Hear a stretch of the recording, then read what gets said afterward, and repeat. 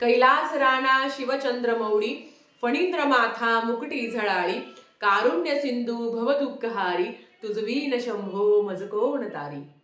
नमस्कार सर्वांना, श्री स्वामी समर्थ. तुम्हा सगळ्यांचं आपल्या चॅनलमध्ये खूप खूप मनापासून स्वागत. माघ महिन्यातील कृष्ण पक्षातील त्रयोदशीला महाशिवरात्री आहे. अतिशय महत्वाचा दिवस भगवान शंकरांच्या उपासनेसाठी.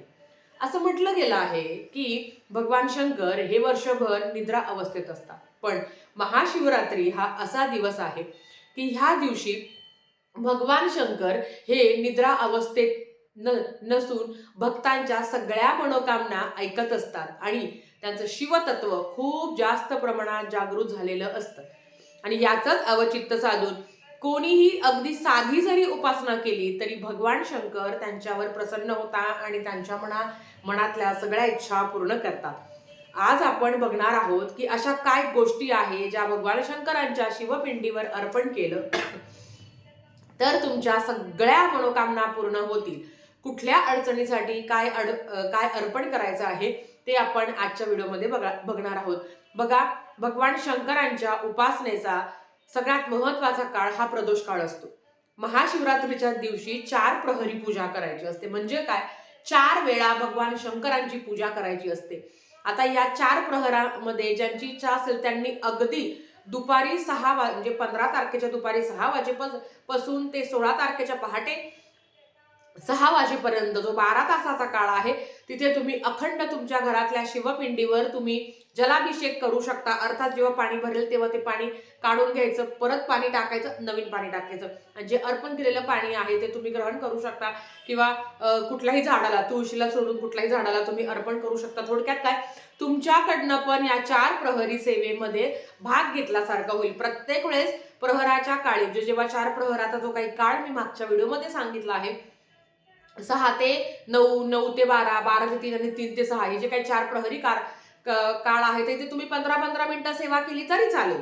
पण प्रत्येक वेळेस एवढ्या वेळ तिथे बसणं शक्य होत नाही. मग अशा वेळेस तुम्ही जलाभिषेक अखंड चालू ठेवावं, जेवढं तुम्हाला जमेल तेवढं.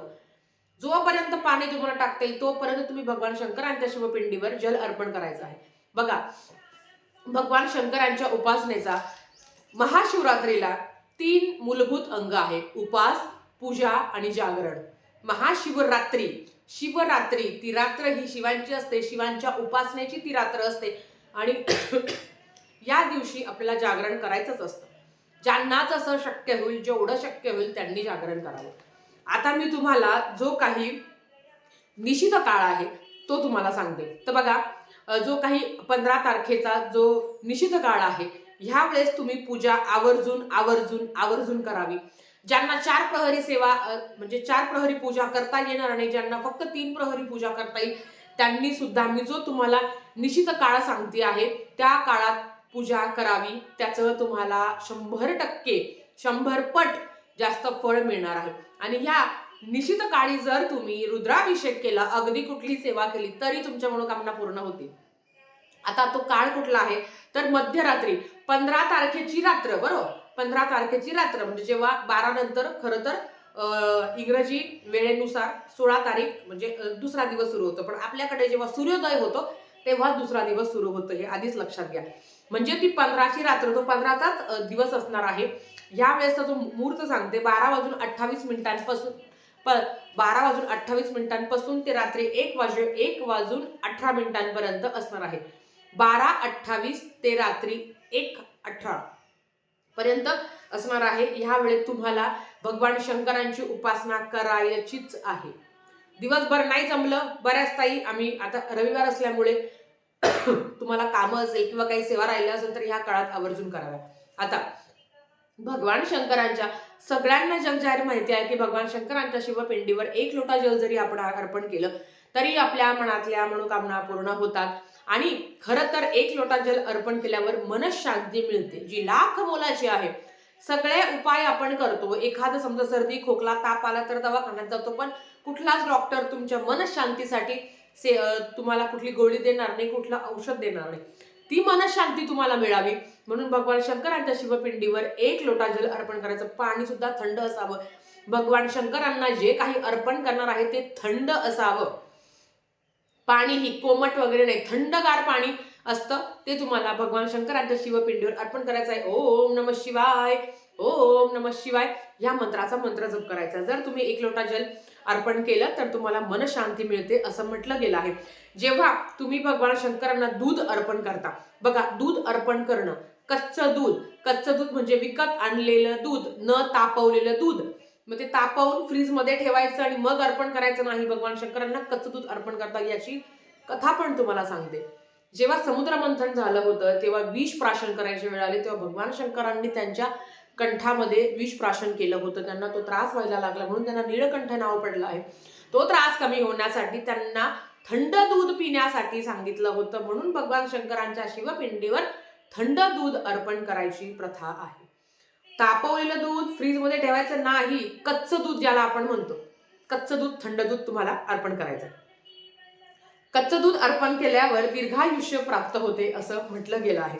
त्याच्याबरोबर भगवान शंकरांना जेव्हा तुम्ही मधाचा अभिषेक करता, अगदी चमचाभर मधाचा जरी अभिषेक करता तरी पण आपण निरोगी राहतो आणि नात्यामध्ये गोडवा, रुसलेली नाती, दुरावलेली नाती जवळ येता असं म्हटलं गेलं आहे. बऱ्याच वेळा अशा कमेंट्स येतात की ताई अगं नवरा बोलत नाही, आई वडील बोलत नाही, दुरावलेली नाती जवळ यावी म्हणून तुम्ही हा उपाय नक्कीच महाशिवरात्रीच्या दिवशी करू शकता. कधी पण तुम्ही 4 प्रहरी सेवामध्ये करा, तुम्ही निश्चित काळामध्ये करा किंवा तुम्ही दिवसभर करा, 15 तारखेच्या हरकत नाही. थोडंसं मध घ्यायचं, शिवपिंडीवर अर्पण करायचं. मंदिरात जाऊन जर हे सगळं जिन्नस अर्पण करता आले तर अतिशय उत्तम. पण आपल्याला माहिती आहे प्रचंड गर्दी असते, त्याच्यामुळे आपण घरातही करत, प्रत्येकाच्या घरात शिवपिंडी असते, तुम्ही तिथेच अभिषेक तुम्ही तिथेच ह्याच्या काही वस्तू सांगते आहे त्याचा अभिषेक करू शकता. त्याच्याबरोबर महाशिवरात्रीच्या दिवशी एक गोष्ट प्रामुख्याने बघितली जाते, उसाचा रस. जिथे तिथे बायका मंदिरात उसाचे रस घेऊन जातात, त्याचा अभिषेक करता. का करता? कारण असं म्हटलं गेलं आहे की महाशिवरात्रीच्या दिवशी जेव्हा उसाच्या रसाचा अभिषेक केला जातो, उसाचा रस याचा अभिषेक केला जातो, तेव्हा लक्ष्मी प्राप्ती होते असं म्हटलं गेलं आहे. आणि काळाची गरज, अडलेली अडचण सगळे घुमून फिरून पैशावरच येतं, पण लक्ष्मी म्हणजे फक्त पैसा नाही, अष्टलक्ष्मी प्राप्ती व्हावे म्हणून तुम्ही उसाच्या रसाचा अभिषेक महाशिवरात्रीच्या दिवशी करू शकता. त्याच्याबरोबर कच्चं गाईचं दूध जेव्हा तुम्ही भगवान शंकरांच्या शिवपिंडीवर अर्पण करता, कच्चं गाईचं दूध, तेव्हा संतान प्राप्तीच्या अडचणी कमी होतात असं म्हटलं गेलं आहे. तुम्हाला जर संतान प्राप्ती समस्या असेल, नक्कीच तुम्ही कच्चं गाईचं दूध विकत आणून भगवान शंकरांच्या शिवपिंडीवर तुम्हाला अर्पण करायचं आहे.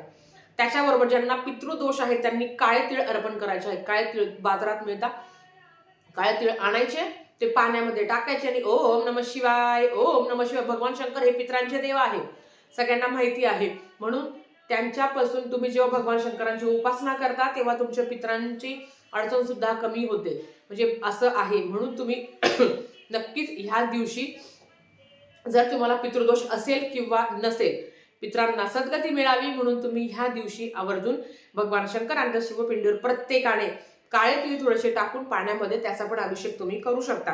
त्याच्याबरोबर दह्याचा अभिषेक केल्याने यश प्राप्ती होते असं म्हटलं गेलं आहे.